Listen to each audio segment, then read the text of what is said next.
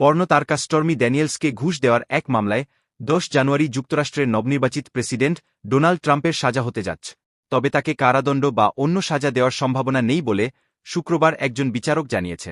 যৌন সম্পর্কের বিষয়টি ধামাচাপা দিতে স্টর্মিকে ঘুষ দেওয়া সংক্রান্ত ফৌজদারি মামলাটিতে নিউ ইয়র্কের ম্যানহাটান আদালতে ডোনাল্ড ট্রাম্পের বিচার চলছে। বিচারক জুয়ান মার্চানের ওই বক্তব্যের অর্থ হল, 20 জানুয়ারি প্রেসিডেন্ট হিসেবে দায়িত্ব গ্রহণ করার মাত্র 10 দিন আগে ট্রাম্পকে আদালতে হাজির হতে হবে। যুক্তরাষ্ট্রের ইতিহাসে এ দৃশ্যবীর, কেননা এর আগে দেশটির সাবেক বা ক্ষমতাসীন কোনো প্রেসিডেন্টই কখনো কোনো অপরাধে দোষী সাব্যস্ত হননি। তবে নিউ ইয়র্কের বিচারক জুয়ান মার্চান ট্রাম্পকে কারাদণ্ড বা জরিমানা না দিয়ে শর্তহীন মুক্তি দেয়ার ইঙ্গিত দিয়েছে। তিনি তার আদেশে লিখেছেন, ট্রাম্প সশরীরে কিংবা ভার্চুয়ালি শুনানিতে অংশ নিতে পারবে। বিচারক তার আদেশে বলেন, ট্রাম্পকে কারাদণ্ড দেওয়ার ইচ্ছা তার নেই। তাকে শর্তহীন মুক্তির দণ্ডাদেশ, এক ধরনের স্থগিত দণ্ডাদেশ দেওয়া হবে, যার অর্থ তাকে কোনো হেফাজতে থাকার, আর্থিক জরিমানা দেওয়ার কিংবা প্রবেশনের প্রয়োজন হবে না। এটাই হবে সবচেয়ে কার্যকর সমাধান।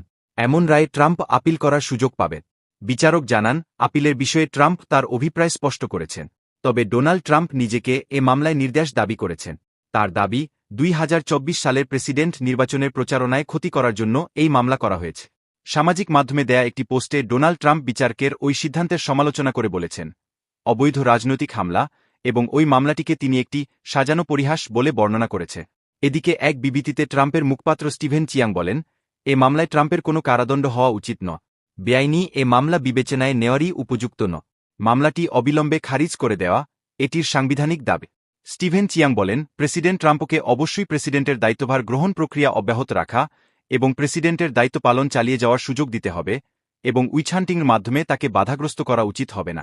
তিনি বলেন, কোনো দণ্ড হওয়া উচিত নয় এবং প্রেসিডেন্ট ট্রাম্প তার লড়াই অব্যাহত রাখবেন। এ মামলার বিরুদ্ধে তার শেষ আবেদনে ট্রাম্প বলেছিলেন, এটি প্রেসিডেন্টের দায়িত্ব পালনের সময়ে তার মাথা ব্যথার কারণ হতে পারে এবং দায়িত্ব পালনে তার সক্ষমতাকে বাধাগ্রস্ত করতে পারে।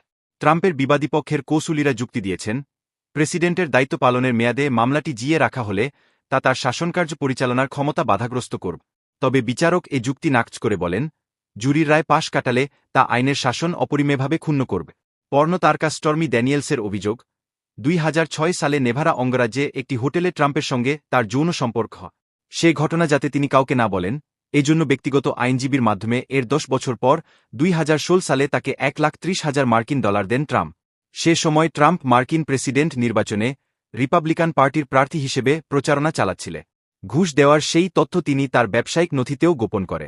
অবশ্য ট্রাম্প স্টর্মি ড্যানিয়েলসের সঙ্গে যৌন সম্পর্ক ও ঘুষ দেওয়ার অভিযোগ বরাবর অস্বীকার করেছেন। ট্রাম্পের দাবি, এ সবকিছু রাজনৈতিকভাবে উদ্দেশ্যপ্রণোদিত। তার হোয়াইট হাউসে প্রবেশ ঠেকাতে বাইডেন প্রশাসন